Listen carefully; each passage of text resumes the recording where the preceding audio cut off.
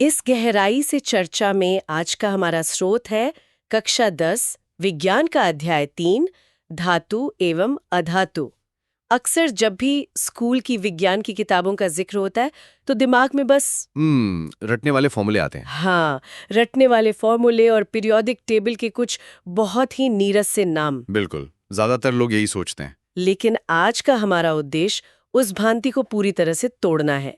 हम उन मूल तत्वों की बात कर रहे हैं जो तारों और आकाशगंगाओं के निर्माण से लेकर हमारे स्मार्टफोन के अंदर लगे नैनो चिप्स और अंतरिक्ष यानों के बाहरी कवच तक हर भौतिक चीज की बुनियाद है। सही कहा आपने। और दिलचस्प बात यह है कि जो चीजें बाहर से बहुत स्थिर और साधारण दिखती हैं, उनके परमाणुओं के स्तर पर एक बेहद हिंसक और ऊर्जा से भरी दुनिया मौजूद है।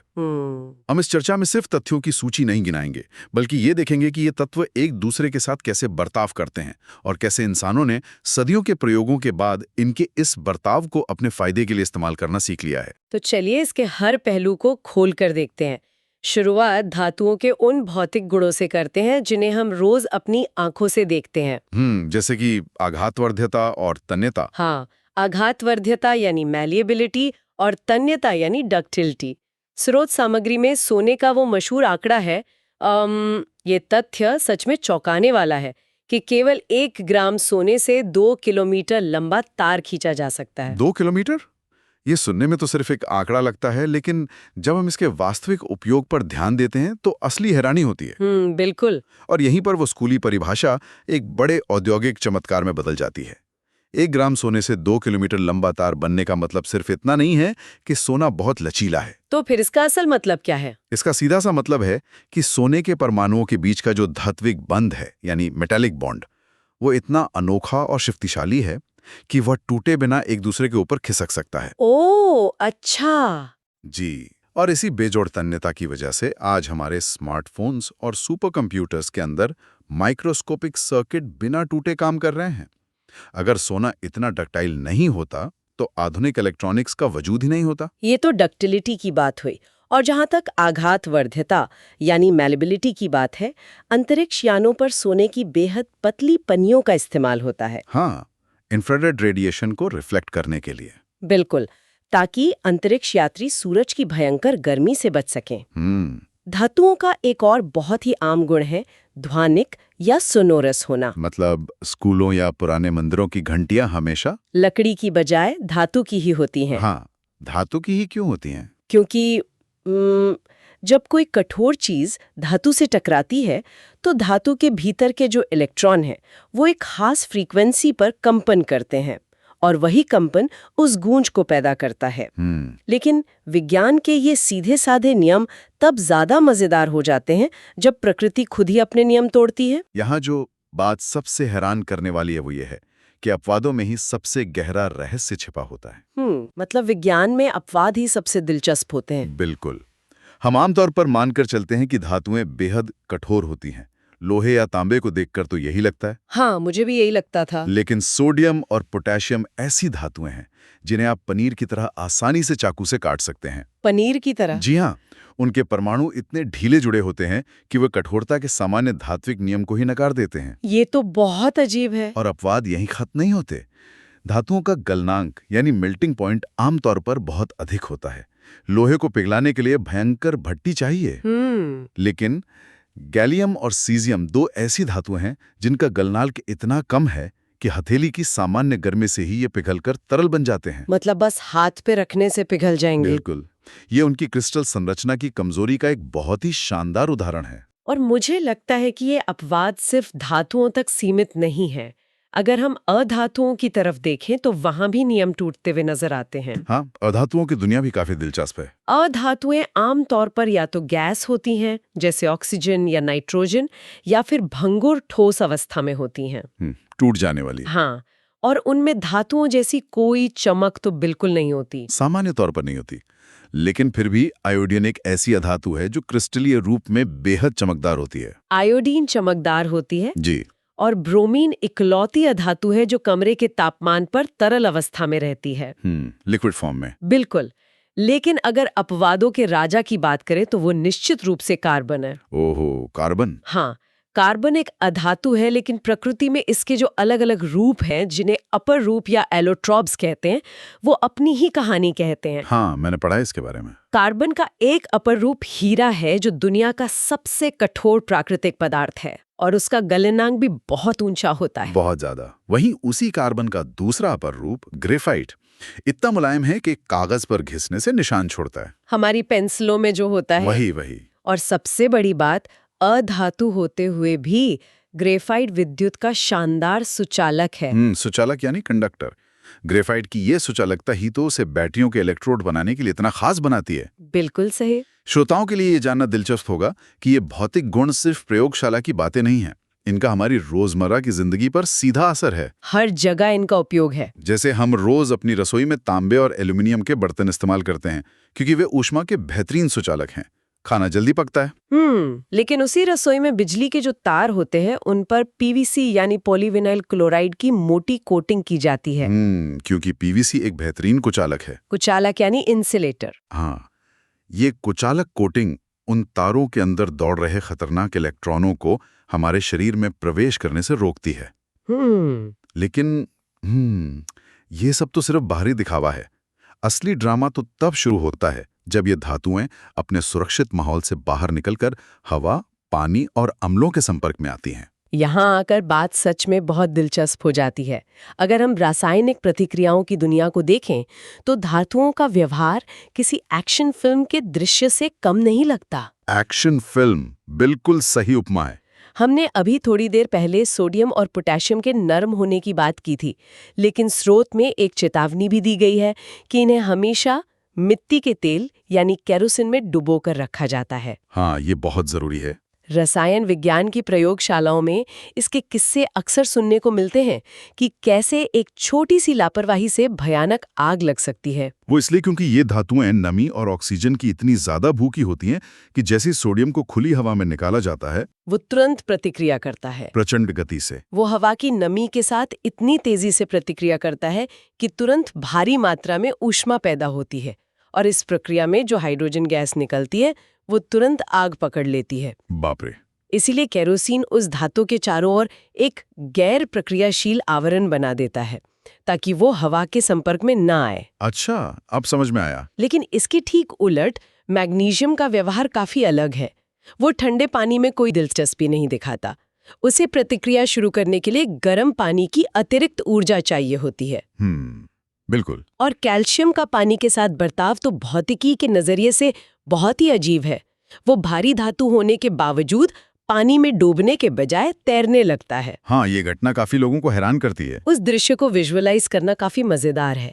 ऐसा लगता है जैसे भारी धातु अचानक हवा से हल्की हो गई हो। लेकिन असल में ऐसा नहीं होता। हाँ, असल में प्रतिक्रिया से निकलने वाली जो हाइड्रोजन गैस है, उसके छोटे छोटे बुलबुले कैल्शियम की सतह पर चिपक जाते हैं और उसे किसी लाइफ जैकेट की तरह ऊपर सतह पर ले आते हैं। बहुत सही उदाहरण दिया आपने। और इन अलग अलग व्यवहारों को एक तार्किक धागे में पिरोने के लिए ही विज्ञान ने सक्रियता श्रेणी या रिएक्टिविटी सीरीज का निर्माण किया है। ये सक्रियता श्रेणी असल में क्या है? ये कोई मनमानी सूची नहीं है, बल्कि यह तत्वों की अपनी बाहरी कक्षा से इलेक्ट्रॉनों को बाहर फेंकने की तत्परता का एक नक्शा है। मतलब कौन कितनी जल्दी इलेक्ट्रॉन छोड़ सकता है? बिल्कुल। पोटेशियम और सोडियम इस सूची में शीर्ष पर हैं, क्योंकि वे अपने इलेक्ट्रॉन त्यागने के लिए हमेशा उतावले रहते हैं। और सोना और चांदी? सोना और चांदी इस सूची में सबसे नीचे हैं।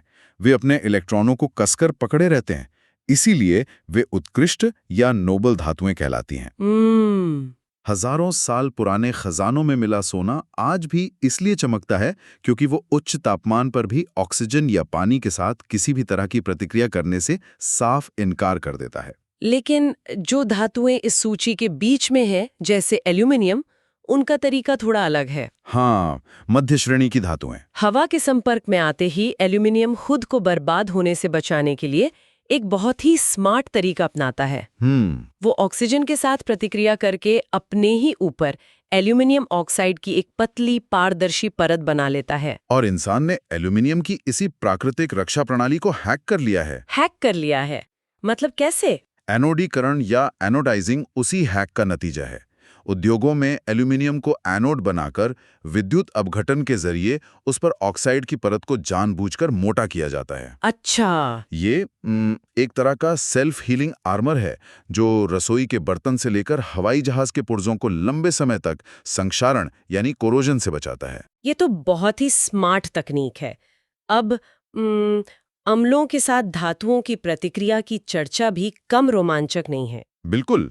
यह तो एक सामान्य नियम है कि जब धातुएं किसी तनु अम्ल यानी डाइल्यूट एसिड के साथ मिलती हैं तो हाइड्रोजन गैस बुलबुलों के रूप में बाहर आती है।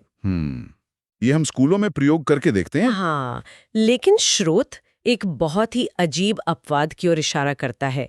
नाइट्रिक अम्ल या HNO3 जब धातुएं इसके संपर्क में आती हैं तो हाइड्रोजन गैस नहीं निकलती। ऐसा इसलिए क्योंकि नाइट्रिक अम्ल की प्रकृति बहुत आक्रामक है। आक्रामक? जी। यह एक अत्यंत प्रबल ऑक्सीकारक यानी स्ट्रॉन्ग ऑक्सीडाइजिंग एजेंट है। जैसे ही प्रतिक्रिया में हाइड्रोजन गैस पैदा होने की कोशिश करती है, नाइट्रिक अम्ल तुरंत उसमें अपना ऑक्सीजन जोड़कर उससे पानी में बदल देता है। ओह! और खुद नाइट्रोजन की किसी ऑक्साइड में अपचयित हो जाता है। यह एक बहुत ही तेज रासायनिक युद्ध है जो उस बीकर के अंदर चलता है। बहुत दिलचस्प है। हालांकि विज्ञान में हर नियम को तोड़ने वाला कोई ना कोई होता ही है। हाँ, अपवाद तो होते ही हैं। मैग्नीशियम और मैंगनीज इतने जिद्दी हैं कि अगर नाइट्रिक अम्ल को बहुत ज्यादा पतला यानी अति तनु कर दिया जाए तो वे उसे हराकर हाइड्रोजन गैस निकाल ही लेते हैं। इन रासायनिक युद्धों में एक और बहुत ही दिलचस्प रणनीति है विस्थापन प्रक्रिया या डिस्प्लेसमेंट रिएक्शन। ये पूरी तरह से ताकत और सक्रियता का खेल है। स्रोत में लोहे की कील और कॉपर सल्फेट के नीले घोल का एक बहुत ही क्लासिक उदाहरण दिया गया है। कील को घोल में डाला जाता है और कुछ देर बाद वो नीला रंग गायब होने लगता है और कील पर भूरे रंग का तांबा चिपक जाता है। बिल्कुल। लोहा सक्रियता श्रेणी में तांबे से ऊपर है, इसलिए वो सीधा तांबे को उसके यौगिक से धक्के मारकर बाहर निकाल देता है। हाँ। और उसकी जगह खुद ले लेता है। ये विस्थापन सिर्फ रंग बदलने का कोई जादू नहीं है। तो इसका कोई औद्योगिक उपयोग भी है? बहुत बड़ा उपयोग है। औद्योगिक स्तर पर इसी सिद्धांत का इस्तेमाल करके अयस्कों से धातुओं को अलग किया जाता है। अधिक सक्रिय तत्व का उपयोग करके कम सक्रिय तत्व को उसके यौगिक से निकालकर मूल रूप में प्राप्त करना धातु कर्म का एक बहुत बड़ा और महत्वपूर्ण हिस्सा है। ये तो बात हुई कि धातुएं पानी, अम्लों या अन्य यौगिकों के साथ कैसे लड़ती हैं। लेकिन जब एक धातु और एक अधातु आपस में मिलते हैं तो वे एक दूसरे से जुड़ते कैसे हैं? ये एक बहुत ही अहम सवाल है। अगर हम सोडियम क्लोराइड यानी हमारे रोजमर्रा के नमक का ही उदाहरण लें तो इसके पीछे की कहानी क्या है? अगर हम इसे एक बड़े परिप्रेक्ष्य में देखें तो ब्रह्मांड में हर परमाणु बस स्थिरता की तलाश में है। स्थिरता यानी स्टेबिलिटी। हाँ, धातुओं के पास उनकी बाहरी कक्षा में कुछ अतिरिक्त इलेक्ट्रॉन होते हैं जिन्हें वे अपने से दूर करना चाहते हैं ताकि वे स्थिर हो सकें। दूसरी तरफ अधातुओं की बाहरी कक्षा में जगह खाली होती है। उन्हें अपना अष्टक पूरा करने के लिए उन इलेक्ट्रॉनों की सख्त जरूरत होती है। तो ये एक परफेक्ट मैच बन जाता है। बिल्कुल। धातु अपना इलेक्ट्रॉन देकर धनात्मक आवेश वाला धनायन यानी कैटायन बन जाता है और अधातु उस इलेक्ट्रॉन को ग्रहण करके ऋणात्मक आवेश वाला ऋणायन यानी एनायन बन जाता है। और चूंकि धनात्मक और ऋणात्मक आवेश एक दूसरे को शक्तिशाली चुंबक की तरह खींचते हैं, वे आपस में बेहद मजबूती से जुड़ जाते हैं। एकदम सही। उस भयानक खिंचाव को ही स्थिर वैद्युत आकर्षण बल या इलेक्ट्रोस्टैटिक फोर्स कहते हैं। और ये बल कोई मामूली चीज नहीं है। ये इतना शक्तिशाली होता है कि इन आयनिक यौगिकों को तोड़ने के लिए यानी इनके गलनांक और क्वथनांक तक पहुंचने के लिए बहुत भारी मात्रा में ऊष्मा ऊर्जा की जरूरत पड़ती है। अच्छा, तो यही कारण है कि आयनिक यौगिक आमतौर पर ठोस, कठोर और भंगुर होते हैं। जी बिल्कुल। मतलब जब आप नमक के एक बड़े क्रिस्टल पर हथौड़ा मारते हैं तो वो धातुओं की तरह पिचकता नहीं है, बल्कि सीधे छोटे छोटे टुकड़ों में बिखर जाता है। क्योंकि दबाव पड़ने पर समान आवेश वाले आयन एक दूसरे के सामने आकर एक दूसरे को धकेलने लगते हैं। आयनिक यौगिकों की एक और बहुत खास बात है जो अक्सर लोगों को चौंकाती है, उनकी विद्युत चालकता। हाँ, ये काफी रोचक है। ठोस अवस्था में वही नमक बिजली का बिल्कुल भी सुचालक नहीं होता। लेकिन अगर उसी नमक को पानी में घोल दिया जाए या बहुत अधिक तापमान पे पिघला दिया जाए तो वो अचानक एक बेहतरीन कंडक्टर बन जाता है। इसका सीधा सा कारण है आयनों की गतिशीलता। हाँ, ठोस अवस्था में वो इलेक्ट्रोस्टैटिक फोर्स इतना हावी होता है कि सारे आयन अपनी जगह पर मजबूती से लॉक रहते हैं। और बिना हिले डुले चार्ज या बिजली कैसे बहेगी? सही बात है। लेकिन जब हम उसे पिघलाते हैं या पानी में डालते हैं तो पानी के अणु उस इलेक्ट्रोस्टैटिक बल को कमजोर कर देते हैं। अच्छा। आयन आजाद होकर पूरे घोल में तैरने लगते हैं और बिजली को प्रवाहित होने का एक खुला रास्ता मिल जाता है। ये बहुत ही कमाल का सिद्धांत है और इसका असर हमारी मोबाइल की बैटरी तकनीक से लेकर समुद्री जल से होने वाले विशाल इलेक्ट्रोलिसिस प्लांट तक हर जगह देखने को मिलता है। बिल्कुल। चलिए, परमाणुओं और आयनों के इस सूक्ष्म स्तर से अब थोड़ा बाहर आते हैं। जमीनी स्तर पर। जमीन के अंदर गहराई में मौजूद खनिजों से लेकर हमारी मेज पर रखे स्टेनलेस स्टील के कप तक का सफर कैसे तय होता है? ये धातु कर्म का विषय है। स्रोत सामग्री में खनिज और अयस्क यानी मिनरल्स और ओर्स के बीच एक बहुत ही व्यावहारिक अंतर समझाया गया है। खनिज तो वो सभी प्राकृतिक पदार्थ हैं जिनमें धातुएं किसी न किसी रूप में मौजूद हैं। हाँ। लेकिन हर खनिज से धातु निकालना फायदे का सौदा नहीं होता। अयस्क वो खास खनिज हैं जिनमें धातु की मात्रा बहुत अधिक होती है और जिनसे धातुओं को व्यापारिक स्तर पर और आसानी से निकाला जा सकता है। इससे एक बहुत ही महत्वपूर्ण सवाल पैदा होता है। क्या? कि जमीन से निकले उन मिट्टी और अशुद्धियों से भरे पत्थरों से हम शुद्ध चमचमाती धातु कैसे हासिल करते हैं? ये एक जटिल प्रक्रिया लगती है। धातु कर्म या मेटलर्जी का पूरा विज्ञान उसी सक्रियता श्रेणी पर ही टिका है जिसकी हमने पहले बात की थी। Reactivity series? जी। जो धातुएं श्रेणी में सबसे नीचे हैं, जैसे पारा या सोना, वे बहुत कम प्रतिक्रियाशील होती हैं। इसलिए उनका निष्कर्षण अपेक्षाकृत आसान है। पारे का एक उदाहरण स्रोत में दिया गया है। हाँ, पारे के सल्फाइड अयस्क सिनाबार को ही लीजिए। इसे महज हवा की मौजूदगी में भट्टी में गर्म करने से ही शुद्ध पारा मिल जाता है। ये तो काफी आसान है। लेकिन मध्य श्रेणी के धातुओं के लिए, जैसे जिंक या लोहा, इंजीनियरों को दो भारी भरकम औद्योगिक प्रक्रियाओं का सहारा लेना पड़ता है। भर्जन और निस्तापन। बिल्कुल। हाँ, रोस्टिंग और कैल्सिनेशन। भर्जन में सल्फाइड अयस्कों को हवा की भारी मौजूदगी में अत्यधिक तापमान पर गर्म किया जाता है ताकि वे ऑक्साइड में बदल जाएं।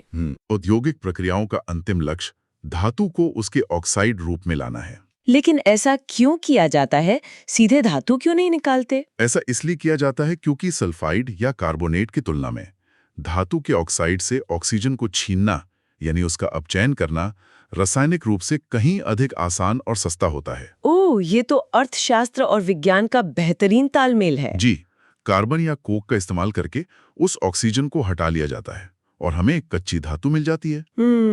ये कोई छोटी मोटी बात नहीं है।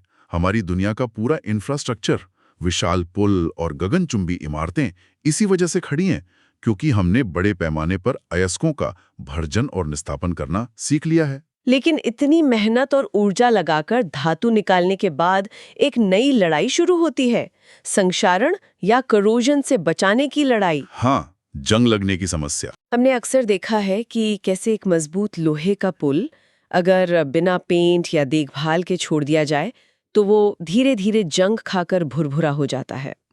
स्रोत स्पष्ट करता है कि लोहे पर जंग लगने के लिए हवा में मौजूद ऑक्सीजन और पानी की नमी दोनों की एक साथ उपस्थिति बहुत जरूरी है। बिल्कुल। अगर सिर्फ सूखी हवा हो या सिर्फ उबला हुआ पानी जिसमें ऑक्सीजन ना हो तो लोहा पूरी तरह सुरक्षित रहता है। लेकिन संक्षारण सिर्फ लोहे की समस्या नहीं है। और किन धातुओं में ये होता है? तांबे के बर्तनों पर समय के साथ जो हरी परत जम जाती है वो हवा में मौजूद कार्बन डाइऑक्साइड और नमी के साथ प्रतिक्रिया का परिणाम है। अच्छा। वो बेसिक कॉपर कार्बोनेट है।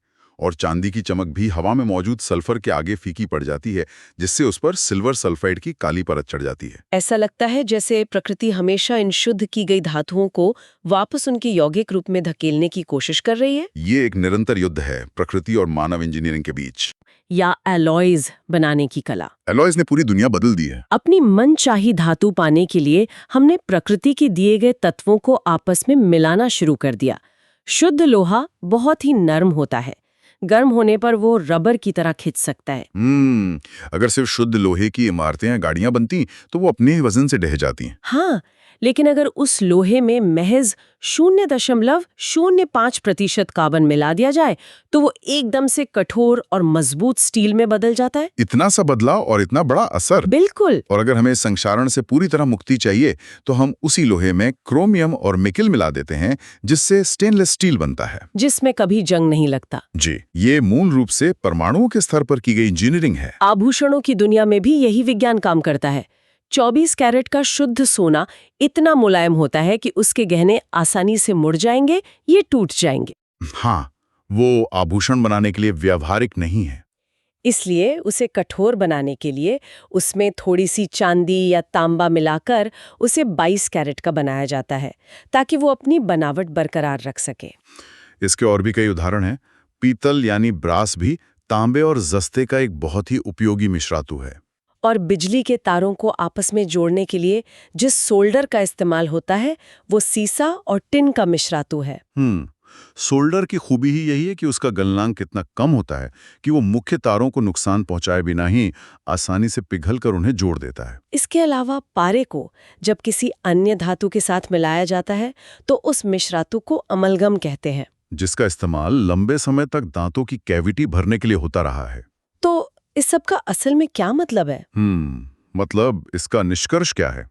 हाँ, आज के हमारे इस पूरे विश्लेषण से ये साफ हो जाता है कि धातु और अधातु सिर्फ पीरियोडिक टेबल के कुछ रैंडम नाम या रटने वाले तथ्य नहीं है। बिल्कुल नहीं। 1 ग्राम सोने की बेजोड़ तन्यता जो हमारे फोन को चलाती है, सक्रियता श्रेणी का वह विज्ञान जो हमें एल्यूमिनियम को सुरक्षित करने की तकनीक देता है, और आयनिक यौगिकों का वह मजबूत इलेक्ट्रोस्टैटिक बंधन जो हमारे आसपास की हर ठोस चीज को आकार देता है। ये सभी वो बुनियादी नियम हैं जिन पर हमारी पूरी आधुनिक सभ्यता टिकी है। एकदम सही। जमीन से निकले एक गंदे अयस्क से लेकर हमारे हाथों में मौजूद चमचमाते डिवाइस और जंगरोधी स्टेनलेस स्टील तक का सफर रासायनिक प्रतिक्रियाओं और इंसानी इनोवेशन की एक बेहद शानदार कहानी है। अगर हम इन स्रोतों से थोड़ा आगे बढ़कर भविष्य की ओर देखें तो एक बहुत ही गहरा विचार सामने आता है। वो क्या? आज हमने विस्तार से देखा कि कैसे इंसान पीढ़ियों से धातुओं में थोड़ा सा कार्बन या क्रोमियम मिलाकर उनके प्राकृतिक गुणों को अपनी जरूरत के हिसाब से पूरी तरह बदलता आया है। हाँ, हमने मिश्रातु बनाने की कला देखी। तो जरा सोचिए, जब हम नैनो टेक्नोलॉजी के इस युग में प्रवेश कर चुके हैं जी, तो भविष्य में जब हम इन पारंपरिक धातुओं को अत्याधुनिक कृत्रिम अधातुओं या ग्राफीन जैसे नैनो मटेरियल्स के साथ सूक्ष्म स्तर पर मिलाएंगे तो अगली पीढ़ी के सुपर मटेरियल कैसे होंगे? ये तो साइंस फिक्शन जैसा लगता है। बिल्कुल। क्या हम ऐसी धातुएं बनाएंगे जो दरार पड़ने पर हमारे शरीर के घावों की तरह खुद ब खुद अपनी मरम्मत कर लेंगी, या फिर ऐसे आवरण बनाएंगे जो स्टील से 100 गुना ज्यादा मजबूत होने के बावजूद हवा से भी हल्के होंगे? ये सोचने वाली बात है। हम तत्वों के गुणों को बदलने की जिस यात्रा पर निकले थे वो अभी खत्म नहीं हुई है। सच तो ये है कि हमने अभी सिर्फ सतह को ही खरोच कर देखा है।